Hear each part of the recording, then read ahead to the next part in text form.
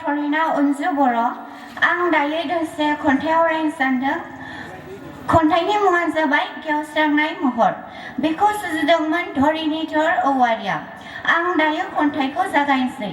गेवस्रांनाय महर।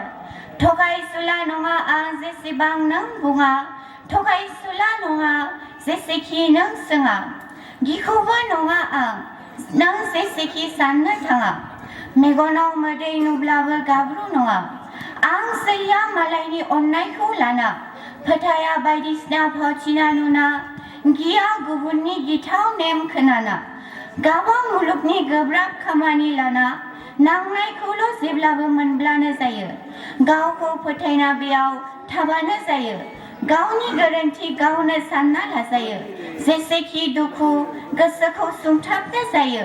ओहो आं नंमारा थगायसुला जेरैबो सानदोंमोन, नाथाय गोनां जानोखौ आंबो मिनि रंजा जाना थानो हागोन जेब्लाबो, सान रोंलिया दुखुआव दुखु मोनब्लाबो। गोजोन्थों।